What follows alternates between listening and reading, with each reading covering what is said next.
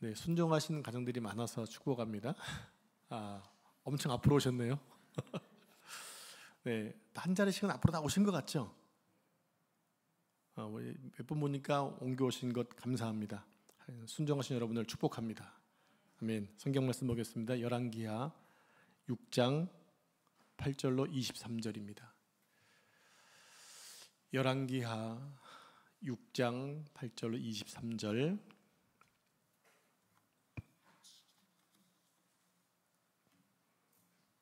이왕이면 성경을 찾으시고 성경에 메모하시면 좋겠습니다. 자, 8절 말씀 제가 읽겠습니다.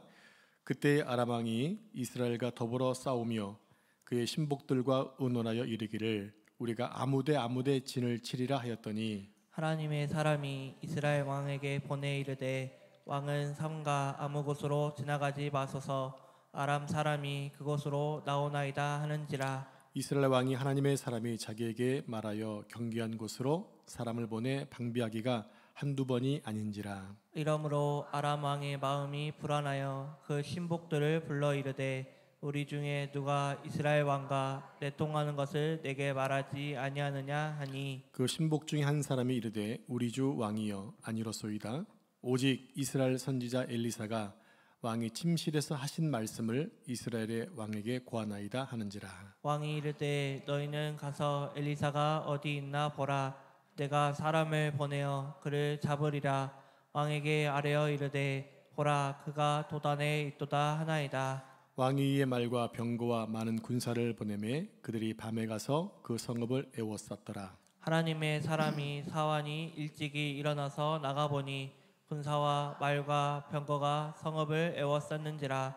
그의 사환이 엘리사에게 말하되 내 주여 우리가 어찌하리이까 하니 대답하되 두려워하지 말라. 우리와 함께한 자가 그들과 함께한 자보다 많으니라 하고 기도하여 이르되 여호와여 원하건대 그의 눈을 열어서 보게 하옵소서 하니 여호와께서 그 청년의 눈을 여심해 그가 보니 볼말과 불병거가 산에 가득하여 엘리사를 둘렀더라. 아람 사람이 엘리사에게 내려오매 엘리사가 여호와께 기도하여 이르되 원하건대 저 무리의 눈을 어둡게 하옵소서 하매 엘리사의 말대로 그들의 눈을 어둡게 하신지라. 엘리사가 그들에게 이르되 이는 그 길이 아니요 이는 그 성읍도 아니니 나를 따라오라. 내가 너희를 인도하여 너희가 찾는 사람에게로 나아가리라 하고 그들을 인도하여 사마리아에 이르니라. 사마리아에 들어갈 때에 엘리사가 이르되 여호와여 이 무리의 눈을 열어서 보게 하옵소서 하니 여호와께서 그들의 눈을 여심해 그들이 보니 자기들이 사마리아 가운데 있더라. 이스라엘 왕이 그들을 보고 엘리사에게 이르되 내 아버지여 내가 치리이까 하니 대답하되 치지 마소서. 칼과 활로 잡은 자인들 어찌 치리이까.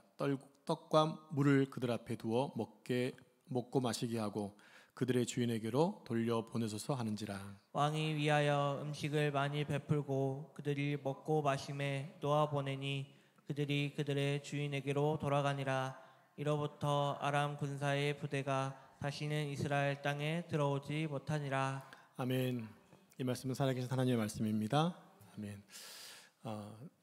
생각나는 게 있어서 얘기하고 하겠습니다. 찬양을 하는데 우리가 하나님은 너를 지키시는 자라는 찬양을 부르는데 갑자기 막 그런 생각이 드는 거. 어떤 생각이냐면 우리가 하나님을 또 예수님을 보혜사라고 부르잖아요. 보혜사는 상담자라는 뜻이 있거든요. 우리가 유명한 상담자를 만나려면 길게는 몇 달을 기다려야 돼요. 그리고 10분 만나는데도 비용이 비싸서 훨씬 많이 듭니다. 근데 우리는 하나님이 우리의 최고의 상담자신데 그분은 언제나 오셔도 말리지 않으세요. 기다릴 필요가 없어요. 돈도 안 들어요. 여러분 그분께서 여러분을 만나주시길 축복합니다. 그것이 말씀으로 아니면 기도하는 가운데 찬양을 통해서 만나시기를 축복합니다. 얘기 잘했죠? 자, 엘리사는 하나님의 능력을 많이 받은 선지자였습니다. 엘리사는 그 하나님의 능력으로 이스라엘 나라를 안전하게 지켜냅니다. 외형상 볼 때는 왕이 나라를 지키는 것 같았지만 실제적으로 엘리사가 이스라엘을 지켜냈어요. 오늘 본문에 보면 엘리사의 능력은 아람 나라의 모든 작전을 미리 알고 이스라엘 왕으로 하여금 대비하게 해서 나라를 지켰습니다. 우리 8절 9절 말씀 한 절씩 말씀을 교독하겠습니다. 그때 아람 왕이 이스라엘과 더불어 싸우며 그의 신복들과 의논하여 이르기를 우리가 아무데 진을 치리라 하였더니 하나님의 사람이 이스라엘 왕에게 보내 이르되 왕은 삼가 아무 곳으로 지나가지 마소서 아람 사람이 그곳으로 나오나이다 하는지라. 아멘. 아람 나라는요 이스라엘을 공격하는 일에 아주 헌신했던 나라입니다. 좀 재밌게 얘기한 거예요. 즉 이스라엘을 늘 괴롭혔던 민족 가운데 하나가 아람 나라였다는 것입니다. 그래서 그들은 항상 기회를 노리고 있다가 틈만 나면 이스라엘을 공격해 왔습니다. 이런 아람 군대의 공격을 이스라엘은 감당하기가 너무 어려웠던 거죠. 우리 속담에 10사람이 지켜도 도둑 한 명을 지키기 어렵다라는 옛 말이 있지 않습니까? 결심을 하고 공격해 오면 당하는 쪽에서는 항상 힘들 수밖에 없다는 것입니다. 그런데 엘리사 한 명이 아람 군대의 모든 기습 공격을 다 막아내었습니다. 그것은 아람 왕의 장군들과 세우는 모든 작전을 엘리사가 이미 다 알고 왕에게 얘기하는 거예요. 어떻게 알았느냐? 하나님의 능력으로 알았다, 다 들었다는 얘기입니다. 그래서 이스라엘 왕에게 아람 군대가 매복한 곳에 여기는 가지 마십시오. 그리고 여기에 진을 치십시오. 그러면 어떡합니까? 있던 것이 없어지는 것이 아니라 그리 가면은 매복된 군사가 있기 때문에 피해가게 되어진 것이고 또 우리가 매복하고 있으면 적들이 오다가 보고 피해가는 것, 이런 일들이 눈앞에서 여러 번 나타난다 하는데 성경은 뭐라고 얘기하냐? 한두 번이 아닌지라. 그럼 몇 번일까요? 이것은 3번이라는 얘기가 아니에요. 순수한 3번이라는 얘기가 자주 있었다라는 그 얘기입니다. 그렇게 이해하시면 좋겠습니다. 자, 이것이 바로 하나님께서 당신의 백성들을 지키시는 방법이었다는 것입니다. 눈에 보여졌다고 하는 거죠. 아람 왕은 아무리 은밀하게 이스라엘을 공격하려고 계획을 세워도 번번이 이스라엘 왕에게 감지가 되니까 자기 편 안에 스파이가 있는 것으로 착각을 하고 생각을 하고 화가 무척 났습니다. 누가 우리 가운데 이 얘기를 듣고 있는 사람이 누구냐? 저기 있을 것이다. 잡아내자. 이렇게 얘기했겠죠. 그러나 그의 의심은 한 신하의 말로 인해서 쉽게 풀려지게 됩니다. 어떻게 얘기합니까? 이스라엘에 있는 하나님의 사람 엘리사가 왕의 침실에서 하는 모든 얘기를 다 듣고 왕에게 일러주기 때문입니다.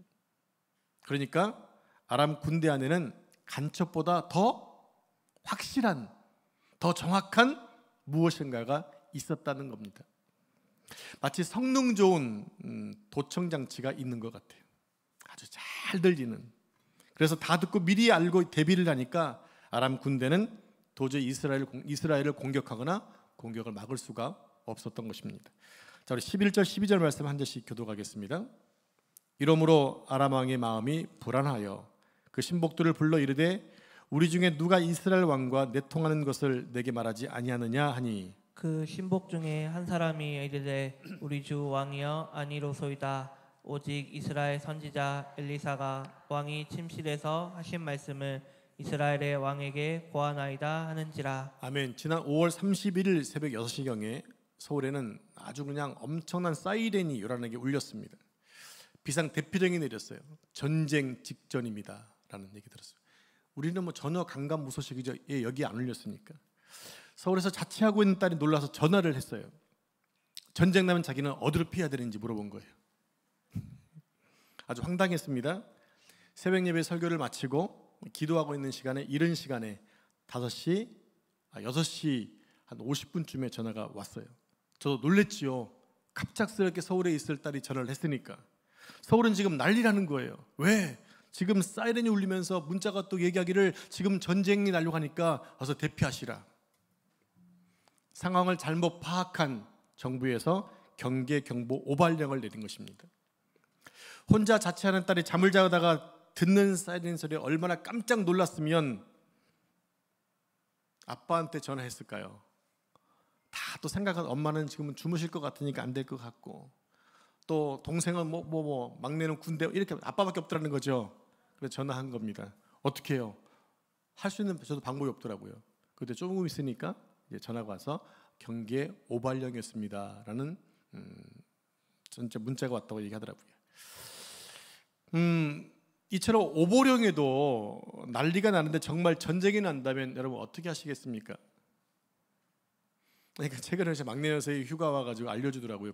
전쟁이 나면 해야 될 일 몇 가지를 알려주는 거예요. 첫 번째는 물을 확보해라. 그리고 아파트의 모든 전기를 다 소등하고 창문을 다 닫아라. 빛이 새나가지 않도록. 확보할 게 뭐예요? 물 확보하라는 거죠. 어떤 일이 생길지 모르기 때문에 여러분 잘 챙기시기 바랍니다. 빛이 나가면 안 된다. 전기는 빼라. 뭐를 확보해라? 물은 확보해라. 그렇게 나왔던 얘기를 해주더라고요. 예, 우리나라는 지금 전 나라가 종전된 게 아니라 휴전이다 보니까 언제 어떤 일이 생길지 모르지만 저는 제 나름대로 확신하는 게 있습니다. 하나님이 우리를 지키시는 한. 할렐루야. 왜 그러냐? 우리 기도하고 있잖아요. 하나님께서 이 민족을 지켜달라고. 이 마지막 시대에 이스라엘을 돕고 세계 선교에 앞장설 민족이 대한민국인데 하나님 이 민족을 지켜주십시오. 꼭 기도하시기 바랍니다. 조건절이잖아요. 하나님이 지켜주시면. 자, 그럼 하나님은 우리에게 적의 전략을 알려주시는 분이세요. 일단 우리가 알아야 할 것이 있습니다. 우리의 적은 사람이 아니라 사단 마귀라는 거예요. 여러분, 우리의 적은 배우자가 아닙니다. 우리의 적은 자식들이 아닙니다. 우리의 적은 옆에 앉은 성도가 아닙니다. 우리의 적은 오직 사단 마귀입니다. 여러분, 마귀가 잘 쓰는 전략이 있어요. 거짓말이에요. 그리고 충동질이에요. 그래서 열받게 만들어서 혈기내게 만듭니다. 여러분 다 경험이 있으실 것 같아서 말씀드립니다. 여러분 하나님이 일하면서 교회 일하면서 여러분 다툰 적 있어요? 없어요? 혈기낸 적 있어요? 없어요? 그게 사단의 장난이란 얘기입니다. 하나님 일을 하는데 왜 우리가 싸워야 되죠? 우리가 같이 하나님 일을 하는데 왜 우리가 서로 다투어야 되는 거죠? 그건 하나님의 일은 하겠지만 방법이 틀린 거예요. 사단에게 속아서 그런 거예요. 마치 나만 정의로운 것처럼 생각할 수 있어요. 여러분, 우리가 대적할 것은 누구다? 사단 마귀다. 함께 있는 분은 나의 동지고 나의 같은 형제다, 한 지체다라는 사실을 명심하시기 바랍니다. 어느 때 화가 나려고 할 때, 짜증 나려고 할 때 그것만 생각하시는 얘기입니다. 그러면 한 박자 쉬고 들어갈 수 있어요.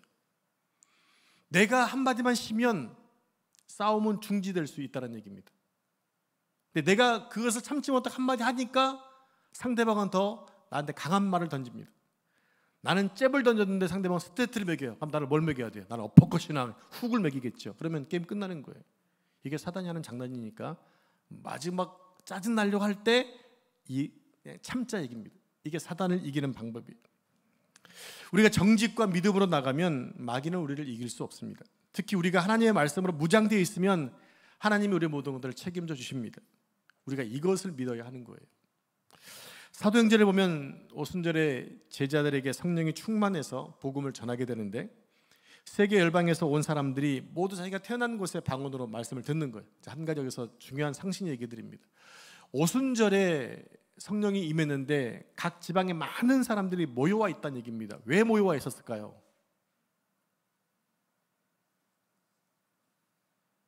중요한 정보 제가 알려드릴게요. 오순절 전에 40일 전에 뭐가 있죠? 50일 전에 유월절이 있잖아요. 먼 곳에 나가 있는 사람도, 먼 지방에 열방에 있는 사람들도 1년에 3번은 지켜야 되니까 이양 유월절에 온 나머지 왔다 갔다 뭐하니까 오순절까지 남아있는 거예요. 오순절까지 남아있던 사람들이 뭘 받았어요? 성령을 받았단 말이에요. 이해하시겠죠? 그때 열방에서 온 사람들이 다 자기의 방언으로 말씀을 듣게 되었다라는 얘기입니다. 말씀을 듣는 가운데 저절로 설교가 통역이 되는 거예요. 그게 하나님이 하시는 일들이잖아요. 사람들의 잘못된 계획을 세우면 하나님께서 언어를 흩어버리지만 성령은 언어를 다시 합해 놓으셨어요. 성령은 언제나 분열이 아니라 언제나 연합인 거예요. 그 성령을 통해서 각자 태어난 곳이지만 음성이 들렸는데 내 말로 들리더라는 얘기죠. 근데 그런 일들이 오늘날도 동일하게 이루어지고 있다는 얘기예요. 무슨 얘기냐? 설교자는 그냥 말씀을 가지고 설교할 뿐이에요. 성도들은 모두 각자 자기 일을 말하는 것으로 듣게 된다는 얘기죠. 상황이 다 다르고 환경이 다 다른데 목회자는 한 명이고 설교를 하는데 다 각자 자기에게 필요한 말씀으로 듣게 되어진다는 얘기죠. 그러면 어떤 사람은 어떻게 저 문제를 목사님이 알고 계실까? 누가 또 일렀나 보다 할 수도 있다는 얘기예요. 근데 저는 아니지만 하나님이 그렇게 들리게 하신다라는 거예요. 하나님의 말씀을 가지고 전하는데 듣는 사람들은 각자에게 필요한 말씀으로 듣게 된다라는 얘기입니다. 오늘 낮에 새롭게 하소서를 점심마다 좀 봤는데 새로운 교회를 담임하는 우리 한옥 목사님이 나오셔서 간증하시는 것을 조금 들었어요. 그분은 이민 목회자의 아들로 어렵게 크셨는데 자기는 절대로 목회자가 되지 않으려고 소원을 했답니다. 근데 하나님이 부르셔가지고 목회자가 되셨는데 이렇게 사회자가 질문을 해요. 목사님은 목회하면서 가장 보람된 것이 무엇이었습니까? 이때 이분이 이렇게 얘기하세요. 당신의 몸이 불편한 가운데 외국에 설교를 하러 갈 수밖에 없었다. 거기 가서 주시는 마음대로 이렇게 설교했다는 거죠. 혹시 오늘 이 자리에 죽음을 생각하고 계신 분이 계시다면 절대로 죽으시면 안 됩니다 라는 메시지를 자기도 모르게 전했다라는 거예요. 그리고 8년 후에 그 사람을 만났다라는 거예요. 어떤 사람 오시더니 막 눈물을 흘리며 감사하더라는 거예요. 그때 제가 그 자리에서 죽으려고 왔었는데 목사님이 죽지 말라고 해서 제가 살아있습니다 이렇게 얘기했다라는 거예요.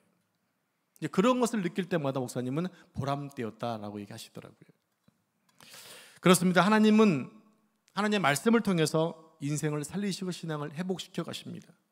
성령님은 우리의 모든 사정을 다 알고 계시기 때문에 그분께 우리가 기도하면 하나님이 들으시고 응답해 주신다는 거죠. 엘리사는 하나님의 음성을 듣는 능력이 있었기 때문에 아람 군대의 작전을 다 알 수 있었어요. 그러므로 우리는 하나님의 말씀 듣는 훈련들을 하셔야 한다는 얘기입니다. 오늘도 동일하게 하겠지만 여러분 수요일날 금요일 예배 마치고 와서 기도하고 나면 꼭 잠시 기도 정리하라고 말씀드리는 거 뭔지 아세요? 내가 10분 20분 동안 하나님께 계속 기도를 했어요. 그러면 뭐 해야 됩니까? 그때는 들어야 되는 거예요. 우리는 일방적으로 말하고 가기만 하잖아요. 그러니까 이것이 응답됐는지 주님의 뜻이 무엇인지 모를 때가 많아요. 그럴 때 우리 항상 듣는 훈련을 해야 됩니다. 내가 기도를 1시간 하면 10분 정도는 듣는 훈련을 하셔야 되는 거예요. 하나님 뭐라고 말씀하시는가? 내 속에 내면의 소리를 듣고 하나님의 음성을 생각해 보는 거예요. 이게 매우 중요해요. 그게 우리의 기도가 성장하는 방법 중에 하나라는 얘기입니다. 그러려면 하나님 말씀에 익숙해져 있어야 돼요. 왜 주로 그런 응답들이 말씀을 통해 와닿기 때문에 그렇습니다. 제가 아주 좋아하는 말씀을 가끔 또 말씀드립니다. 하나님께서 사람의 걸음을 정하셨다고 말씀하세요. 그 길을 주님이 기뻐하신다고 말씀하세요. 근데 인생을 살다 보면 넘어질 때가 있잖아요. 근데 아주 엎드려지지 않는 이유가 있대요. 뭐냐? 하나님이 오른손으로 붙들고 계시다는 거예요. 그래서 우리 낭망할 때 있잖아요. 또 슬플 때 있잖아요. 그럼에도 불구하고 내가 완전히 쓰러지지 않는 이유가 있냐? 뭐냐? 하나님이 나를 붙드시고 있지. 나는 그 말씀을 생각하면 넘어지지 않는 거예요. 근데 그런 말씀이 내 속에 있지 않아요. 그러면 그냥 힘들면 그냥 한숨 푹 쉬고 내 길이 이 길이 아닌가 미워하고 돌아설 수 있다는 얘기거든요. 그래서 말씀을 공부해야 되는 이유가 바로 거기에 있는 것이고 많이 읽어야 되는 이유가 바로 여기 있는 거예요. 내 속에 말씀이 있는가 그게 다 음성으로 들려지거든요. 여러분 저에게 오셔서 성경 많이 읽기 시작하셨죠?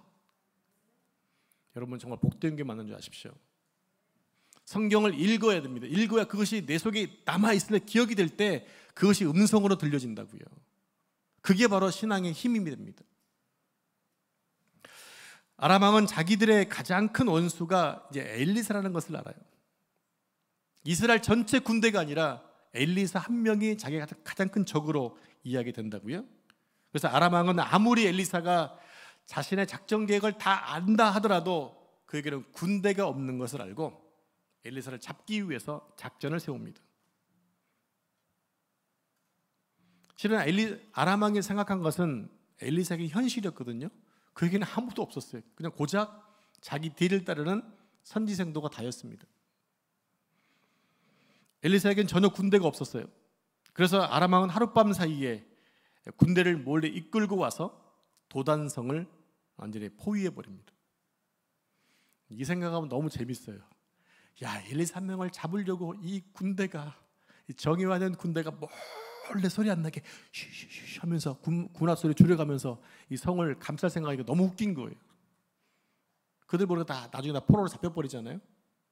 포로로 잡힐 생각하고 갔을까요? 엘리사를 잡을 생각하고 갔지?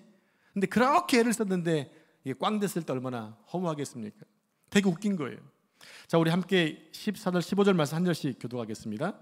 왕이 이에 말과 병거와 많은 군사를 보내매 그들이 밤에 가서 그 성읍을 에워쌌더라. 하나님의 사람이 사환이 일찍 일어나서 나가보니 군사와 말과 병거와 성읍을 에워쌌는지라. 그의 사환이 엘리사에게 말하되 아, 내 주여, 우리가 어찌하리까 하니. 아멘. 이 평상시 보통 때에는 아람의 군대를 하나님의 엘리사에게 알가셔서 대비하게 하셨는데 이번에는 하나님이 알려주지 않으시는 거예요. 그래서 포로로 잡힐 수밖에 없는 상황이 돼버린 거예요. 그 덕분에 엘리사와 제자가 잡히게 생겼어요. 포로가 돼버렸거든요. 이제 엘리사와 제자는 꼼짝하지 못하고 아람 군대에게 붙잡힐 상황이 된 것입니다. 그런데 하나님은 왜 이번에는 엘리사에게 아람 군대의 기습 공격을 알려주지 않으셨을까요? 그것은요, 적이 하는 모든 것을 알려주는 것만이 하나님의 능력의 전부가 아니라는 사실이에요. 엘리사는 두려워하는 사환에게 이렇게 말합니다. 우리 함께 16절 말씀 같이 합독하겠습니다. 시작. 대답하되 두려워하지 말라. 우리와 함께한 자가 그들과 함께한 자보다 많으니라 하고. 이 말씀 들을 때 여러분들 소름 끼치지 않습니까? 지금 게하시가 종이 보고 있는데 지금 성을 둘러싸고 어마어마한 아람 군대가 있는 거예요. 근데 엘리사가 말합니다. 두려워하지 말라. 우리와 함께한 자가 있는데 그들보다 훨씬 많다. 이 말이 무슨 말입니까? 지금 엘리사는 완전히 군대에 쌓여 있는데 엘리사는 우리 편 군대가 더 많다라는 거예요. 그리고 사환의 눈을 열어달라고 기도합니다. 그리고 사환의 눈이 열려서 그것을 보게 됩니다. 함께 17절 말씀 같이 합독합니다. 시작. 기도하여 이르되 여호와여, 원하건대 그의 눈을 열어서 보게 하옵소서 하니 여호와께서 그 청년의 눈을 여심해 그가 보니 불말과 불병거가 산에 가득하여 엘리사를 둘렀더라. 도단성을 하나님의 불말과 불병거가 완전히 에워싸고 있었다는 겁니다. 이것이 엘리사가 도망칠 필요가 없었던 이유였던 거예요. 하나님이 눈에 보이지 않는 수많은 하나님의 군대와 병거로, 그것도 보통 말이나 병거가 아니라 불병거와 불말로 엘리사를 에워싸고 계셨다는 겁니다. 하나님의 인도하심, 보호하심입니다. 이것은 우리에게 너무나도 중요한 확신을 주는 말씀이에요. 우리가 하나님의 말씀을 믿고 살 때 하나님은 우리를 그냥 두시는 것이 아니라 하나님의 군대로 지켜주십니다. 그것도 불말과 불병거의 군대로 지켜주십니다. 예수님이 십자가 달리시기 전날 밤에 겟세마네에서 기도하실 때 유다와 유대 군병들이 찾아와서 예수님을 잡으려고 하잖아요. 그때 베드로가 칼을 빼서 말고의 길을 베면서 막 싸우려고 했을 때 주님이 하시잖아요. 나에게는 이보다 훨씬 더 큰 군단이 있다. 한 군단이 로마 6천 명의 군인을 얘기하거든요. 그보다는 많은데 12군단이다. 그렇게 얘기하십니다. 네 눈에는 지금 이것이 전체인 것 같지만 나에게는 12군단 되는, 정확히 60만 명이면 720만 명인가? 그 어마어마한 군대가 나한테 내가 한 번 쓸 수 있는 군사다 할 정도로 주님 말씀하시죠. 여러분, 하나님은 우리를 이렇게 지키시는 분이세요. 하나님이 여러분을 그렇게 지키신다고 하는 사실을 기억하시면 좋겠어요. 하나님은 엘리사만 지키는 것이 아니라 오늘날 나를 지키신다는 얘기입니다. 어떤 자입니까? 그 말씀을 믿고 의지하는 자. 우리가 하나님 말씀을 믿어야 하는 이유가 바로 여기 있는 거예요. 그 말씀은 엘리사에게만 해당된 말씀이 아니라 지금도 동일하게 나에게 임하시는 말씀이다. 그게 바로 살아있는 말씀 아닙니까? 하나님이 살아계시다는 의미가 무슨 얘기인가? 지금도 그 말씀은 동일하다는 얘기예요. 이걸 알고 믿는 게 너무너무 중요합니다. 그래서 악한 자들이 아무리 우리에게 불화살을 쏜다 하더라도 우리의 머리털 하나 상하지 않는 이유가 어디 있냐면 하나님이 지키시기 때문에. 할렐루야. 그런 믿음으로 여러분 담대하시기를 축복합니다. 이제 엘리사의 사원도 눈이 열리지 않았을 때는 절망했습니다. 그러나 더 강한 군대가 자신을 지키고 있는 것을 보자 안심하게 되죠. 우리나라도 우리 국군과 또 무기로 지킬 수 있는 것이 아니죠.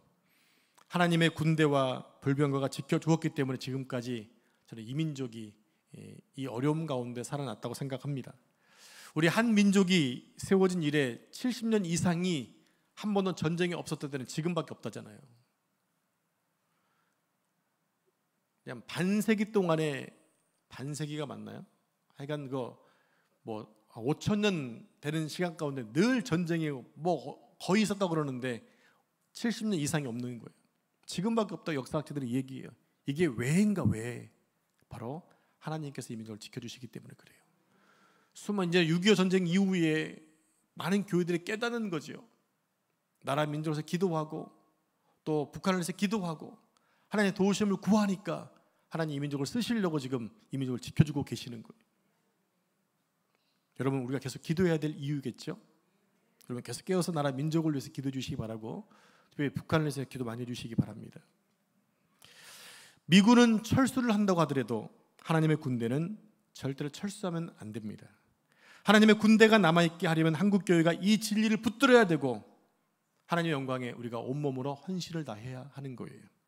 그렇게 할 때 정치권은 혼란스러워도 하나님 우리나라를 굳건하게 지켜줄 줄로 믿습니다.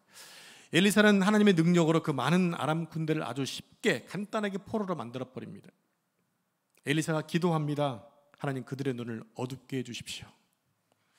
이게 눈이 900냥인 이유가 바로 여기 있는 것 같아요. 온몸에 무기 갖고 있다 하더라도 눈이 안 보이면 어떡할 수가 없잖아요. 눈이 어두워지니까 모두가 다 포로가 되어버렸습니다. 그리고 20km가 넘는 그 길을 엘리사를 쫓아서 갑니다. 그때 장님으로 가는 게 아니라요, 또 술 취해서 이렇게 뭐 가는 게 아니라 그냥 비몽사몽하는 가는 거예요. 그냥 따라가는 거예요. 여러분, 귀신에게 홀렸다 그런 식으로 따라가고 있는 거예요. 나중에 그들이 사마리아 성에 들어가 가지고 눈이 뜨니까 어디 와 있어요? 적진에 깊이 와 있는 거예요. 그들은 다 죽을 상황이 돼버린 거죠. 누가 하신 것입니까? 하나님께서 하신 것입니다. 자, 그때 아주 재미있는 일이 생깁니다. 믿음이라고는 전혀 없는 이스라엘 왕이 엘리사에게 이렇게 말을 해요. 우리 21절 말씀 같이 합독하겠습니다. 21절 시작. 이스라엘 왕이 그들을 보고 엘리사에게 이르되 내 아버지여 내가 치리일까 하니.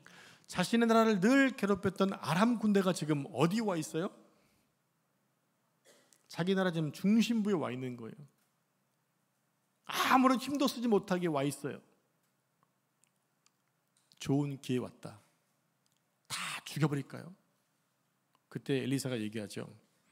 칼과 활로 사로잡은 자들이 아닌데 어떻게 칠 수 있겠습니까? 물과 떡으로 대접합시다. 그래서 적군을 물과 떡으로 대접해줬어요. 그리고 편안히 돌아갔어요. 그리고 왕이 그것을 알아요. 그 다음부터 어떤 일이 생겼습니까? 아람이 이스라엘을 쳐들어오지 않았어요. 바로 이것이 하나님의 나라가 이방을 섬기는 방법이라는 얘기입니다. 적은 우리에게 원수처럼 다가와도 우린 그들을 사랑해야 한다는 거예요. 어렵죠. 어려운 일이죠. 여러분, 그래서 우리는 자꾸 원수를 묵상하시면 안 돼요. 나를 힘들게 한 사람을 여러분 묵상하면요, 계속 나도 힘들어져요. 지난주에 한 집사님이 핸드폰을 놓고 가셔가지고 핸드폰을 전해주려고 아파트 앞에 서 있었습니다. 그리고 아파트 이제 핸드폰을 전해주고 후진해서 돌아가는 사이에 갑자기 뒤에서 어떤 젊은 부부가 왔던 걸 제가 못 보고 후진 기어를 넣는 거죠. 제가 급브레이크를 밟았어요. 그래서 제가 창문 열고 죄송합니다. 얘기 공손하게 얘기해 죄송합니다. 실은 따져보면요, 왜 자기가 차 뒤로 오냐고요. 차 뒤로 오면 안 되는 거 아니에요? 옆으로 비껴가야죠. 근데 제가 죄송합니다라고 했는데 그분이 딱 보면서 조심히 좀 하시죠? 하는데 그 말이 영 계속 묵상이 되는 거예요. 그러니까 제가 얘기하는 게 왜 차 뒤로 와갖고 그래? 이렇게 생각이 들더라고요. 그래서 제가 지금도 제가 못 잊고 있는 겁니다. 그걸 묵상했기 때문에 그래요. 실은 사고하는 결말에 감사합니까? 그지 안 그래요? 사고하는 게 감사하고, 더구나 교회에 이 마크가 붙어있는 차를 몰고 있는데 조심해야죠. 그래서 제가 그냥 쥐죽은 듯이 죄송하다 빌었지만 여전히 지금도 그 말투와 그 생각이 나는 거니까 이게 남아있더라고요. 그렇게 하면 절대 우리가 세상을 이길 수 없다는 겁니다. 나를 힘들게 한 사람들을 계속 묵상하면 내가 힘들어지게 된다는 얘기죠. 그 사람은 잊어버렸을 거 아니에요. 생각 안 하고 있을 거란 말이죠. 누가 생각하고 있는 거야? 저 혼자만 생각하고 있는 거예요. 우리도 역시 그런 삶을 살아내는 얘기입니다. 다 잊어버리는 얘기입니다. 세상은 우리를 힘들게 하더라도 우리는 하나님 말씀을 가진 자들로서 용서하고 베풀 수 있는 삶을 살아야 됩니다. 하나님은 그럴 때 피할 길과 또 다른 능력을 주신다고 하는 거죠. 무사히 간 그들은 더 이상 이스라엘 쳐들어오지 않아요. 왜요? 은혜를 입었거든요. 은혜를 입었거든요. 그것도 이방인들도 안다라는 얘기예요. 아람 나라는요, 이스라엘 나라의 아주 눈에 가시 같은 나라였어요. 무엇 때문에 아람은 그렇게 이스라엘을 미워하고 기회만 있으면 공격했던 것일까요? 바로 이것이 하나님이 아람 나라에게 주신 사명이었거든요. 이스라엘 백성들이 잘못할 때마다 계속 그들이 가시 역할을 해서 깨닫게 하는 거예요. 너네 그렇게 살면 안 돼. 이방을 섬기면 안 돼. 계속 가시 역할을 했던 거죠. 그러니까 이게 멸망시키지 않고 그냥 아예 그들 존재시켜 놓고 계속해서 불순종할 때마다 깨닫도록 겸손하도록 만드는 도구가 되었다고 하는 거예요. 여러분 나중에 기회가 되시면 성경 열심히 읽고 계시죠? 읽고 계시다가 호세아부터 소선지서 12권을 읽다 보게 되면 재밌는 게 많이 나와요. 소선지서는 거의 대부분이 다 이스라엘 후반기 멸망 때 기록된 책들이거든요. 거기 보면 특별히 스가랴서를 보게 되면요, 이스라엘을 하나님이 세우시려고 많은 열방의 나라들을 세웠는데 그들이 다 아람과 이런 모압들 계속해서 가시 역할을 했던 나라들이거든요. 이스라엘 정신 못 차릴 때 가서 채찍질했던 그런 나라들이었어요. 근데요, 나중에 하나님 다 그들 원수를 갚아주세요. 철저하게 원수를 갚아주세요.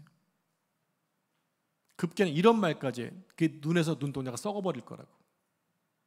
전 그거 보고 와, 이렇게 가격한 말을 쓰셨지? 그게 당신의 백성을 사랑하는 하나님의 마음이었고요. 내 자녀가 미워서 혼내라고 했지만 많이 때리는 것, 힘들게 하는 것을 참지 못하고 계시는 거예요.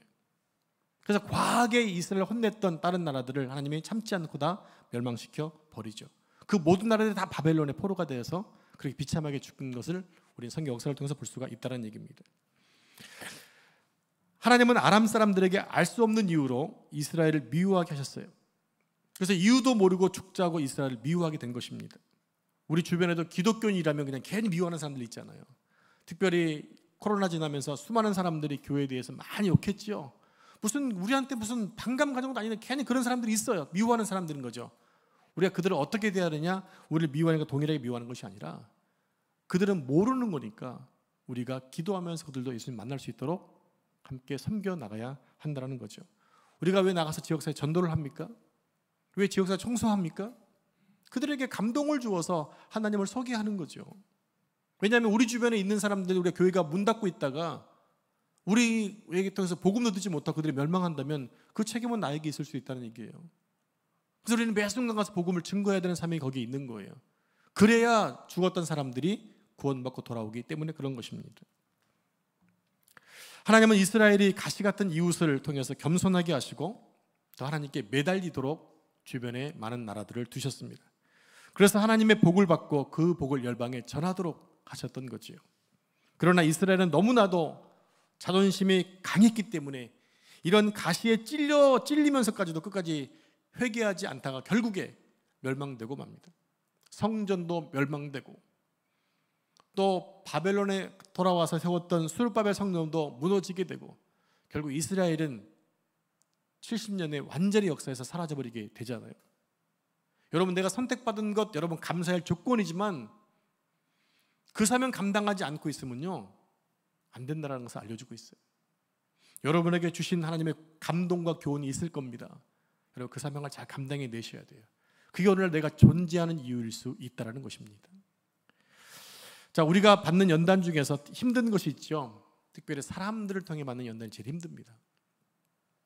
사람에게 연단을 받는 것은 그 사람과 함께 있으면서 말로 괴롭힘을 당하게 되고 그럴 때 사실 그 사람이 죽거나 없어지다까지는 계속 연단이 계속될 때 연단이 길어지게 되는 거죠.